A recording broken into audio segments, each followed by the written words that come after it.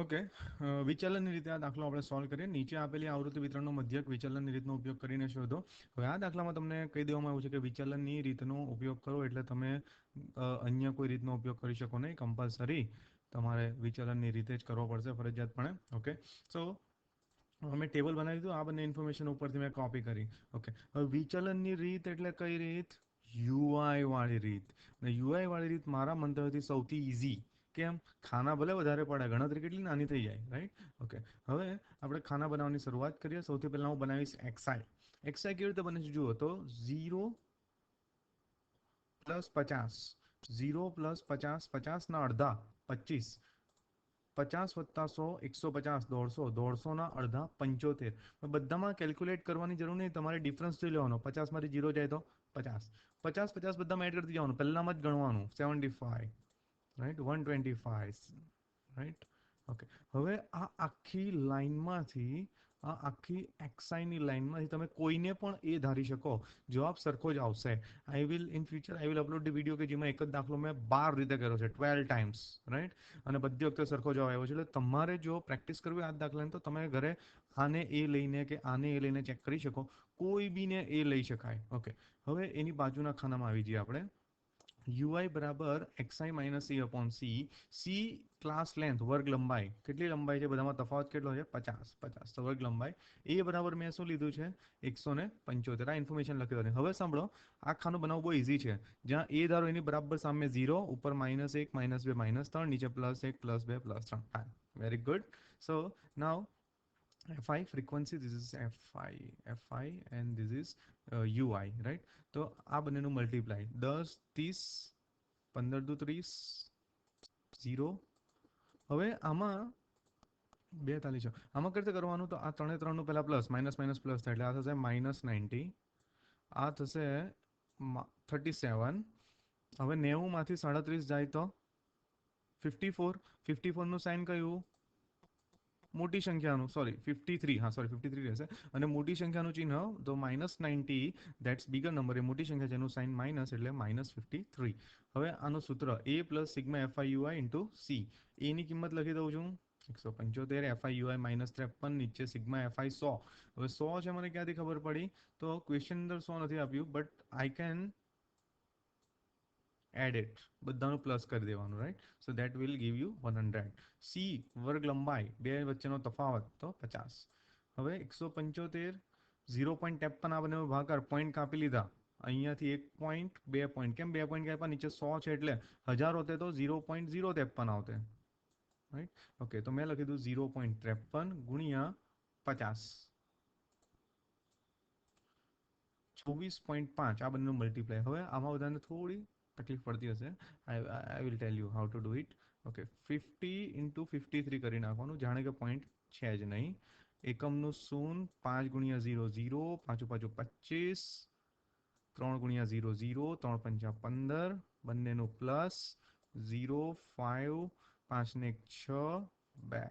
અને આમાંથી તમારે 2 પોઈન્ટ કાપી લેવાના, કારણ કે આપણે 2 પોઈન્ટ ઇગ્નોર હતા. 26.50 અથવા 26.5. ઓકે, તો મારો આન્સર આવ્યો 148.5. તો આ ખૂબ જ સરળ દાખલો કહી શકાય. યુઆઈ વાળી રીતને લીધે ખૂબ સરળ થઈ ગયો. Okay, next.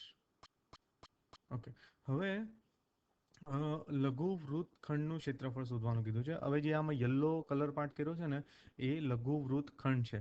અને આ આખું જે છે ને તેને લઘુ વૃતાંશ કહેવાય. આ આખું જે છે ને, ધીસ ઇઝ હોલ પાર્ટ, આખું લઘુ વૃતાંશ.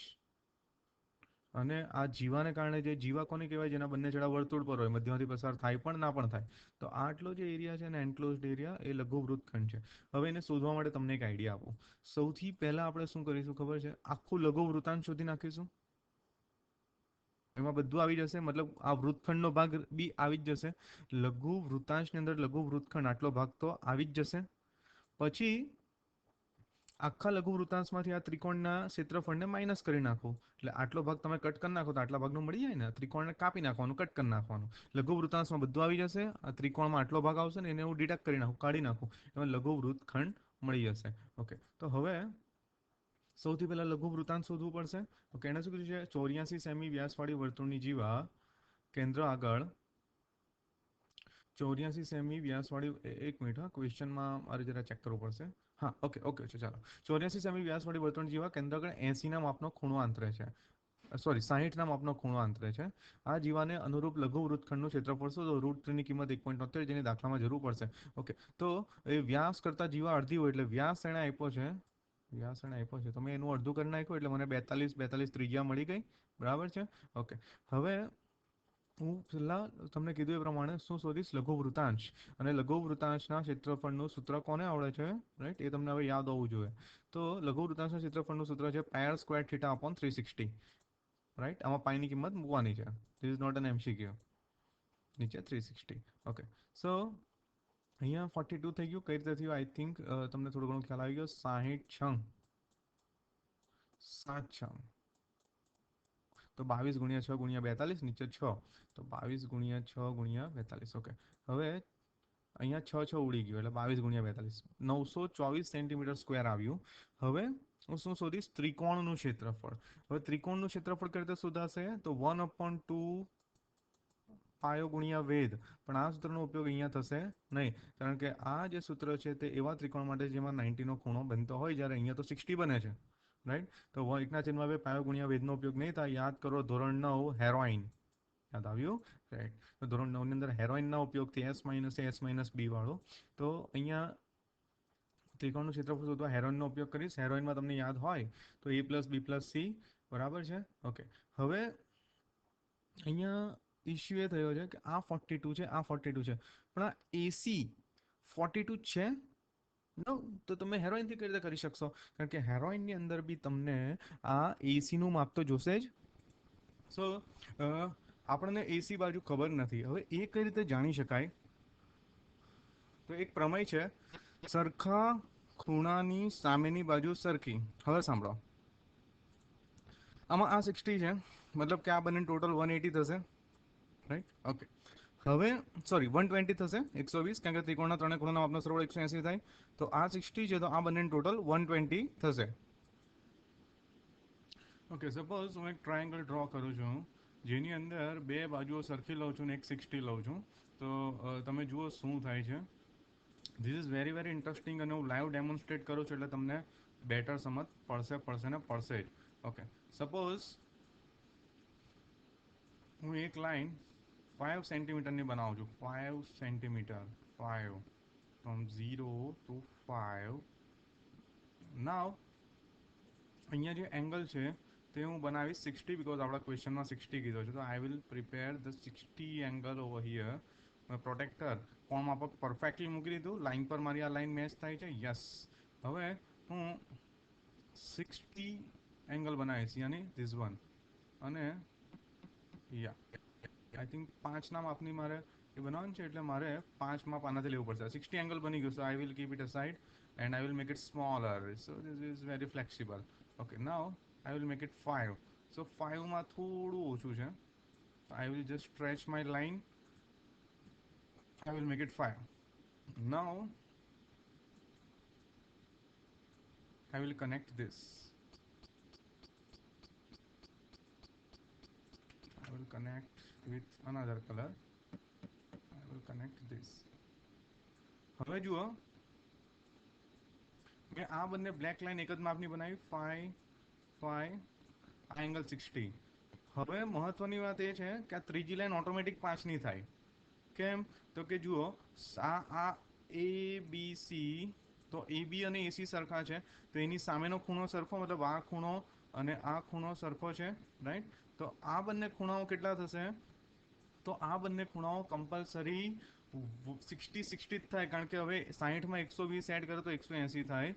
તો અહીંયા 120 ને બે સરખા ભાગમાં ડિવાઈડ કરો, કારણ કે આ બંને સરખા છે. કેમ? તો કે સરખી બાજુની સામેના ખૂણા સરખા, એટલે આ 60 60 સિવાય કંઈ શક્ય જ નથી. તો 3 ખૂણાઓ સરખા, તો 3 બાજુ સરખી. જુઓ, મેં અત્યારે તમારી સામે લાઈવ પાડ્યું, માપ લીધા, બેના માપ લીધા, લાલ લાઈનનું તમે માપ નહીં લીધું, પણ ઓટોમેટિક 5 છે, તમે જોઈ શકો છો. રાઈટ, એટલે આપણો જે દાખલો છે એની અંદર તમે આવી જાઓ તો આ 60 છે, આ બંને ખૂણાઓ સરખા થશે, 60 60. તો આ ત્રીજી બાજુ 42 જ થશે. એટલે ક્વેશ્ચનમાં નથી કીધું, પણ હું માની લઉં છું કે 42 છે. Right, okay. તો મેં 42 લઈને S એટલે કે અર્ધ પરિમિતિ શોધી લીધું. હવે કિંમતો મૂકું છું. S બરાબર 42, S બરાબર 63, A બરાબર 42 42 42. હવે 63 ના નાના ભાગ પડ્યા 7 તાલી 21 તાલી 63 પછી 63 માંથી 42 છે તો 21 21 ના નાના ભાગ પડ્યા 7 તાલી 21 7 તાલી 21 7 તાલી 21 જેની ટીમ બને તે 12 હવે અહીંયા ટીક કરતા જવાનું પરીક્ષામાં એટલે મિસ્ટેક ના થાય જો આ 7 ગયા 12 આવી ગયા અથવા આ ખરાબ લાગશે આઈ થિંક તમે ડોટ કરો ખાલી આ 7 ગયા ઓકે પછી આ 3 સો 3 12 આવી ગયો રાઈટ જેની ટીમ બને તે 12 આવે ધેન ધીસ 3 તો 12 આવી ગયો ધેન ધીસ 7 રાઈટ તો 7 બાર આવી ગયો અહીંયા પહેલા મેં 7 લખ્યો છે પછી 3 લખ્યો છે અને આ 3 બાર નથી આવતો એટલે એની પર રૂટ રહી ગયું બધાનું મલ્ટીપ્લાય રૂટ 3 ની કિંમત 1.73 જે ક્વેશ્ચનની હિન્ટમાં you will find it 1.73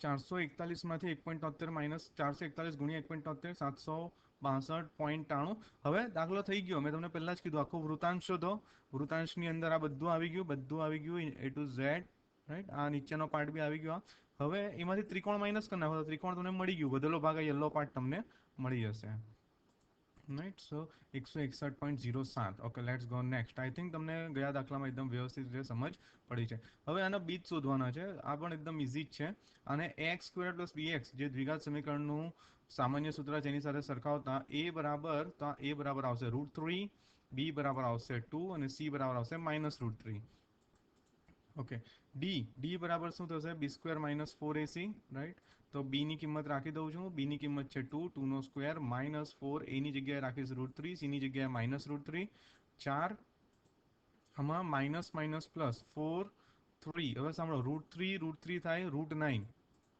અને 9 નું વર્ગમૂળ થશે 3 એટલે 3 અને આ 3 આ 4 જોડે મલ્ટીપ્લાય એટલે 3 ચોક 12 ઓકે તો આ થઈ ગયું 4 + 12 d બરાબર 16 અને આ તો પરફેક્ટ સ્ક્વેર છે મતલબ આનું વર્ગમૂળ નીકળે છે એટલે સમીકરણના કેટલા બીજ છે તો બે અલગ અલગ બીજ તમને મળશે ઓકે હવે આલ્ફા બીટા આ સૂત્ર તમારે યાદ રાખવાનું -b + d / 2a -b - d / 2a આમાં હું કિંમતો મૂકું છું d ની કિંમત 16 આવી છે રાઈટ ઓકે ઉપર -2 + 4 2 / 2√3 હવે 2 કેન્સલ તો 1 / √3 આવી ગયું એ જ રીતે અહીંયા રાખું છું right okay 2 - 4 so -6 so 2 3s are 6 so it will be -3 / √3 I think આ પણ બહુ ઇઝી છે તમને ખ્યાલ આવી ગયો અને મેં બહુ વ્યવસ્થિત એક્સપ્લેન કરવા પ્રયત્ન કર્યો છે okay let's go next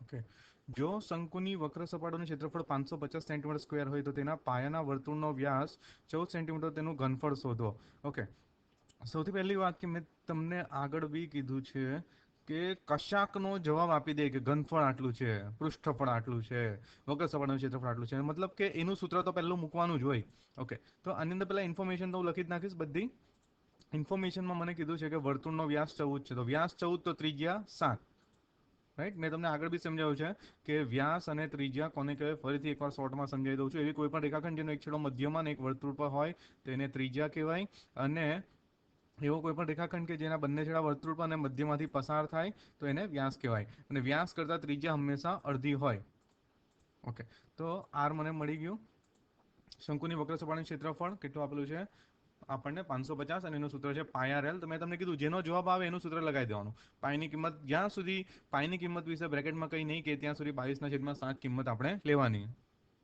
okay અહીંયા આ 7 અહીંયા આવી જશે આ 22 અને 7 અહીંયા ડિવાઈડમાં જતા રહેશે અહીંયા l ને એકલો પાડી દીધો મેં રાઈટ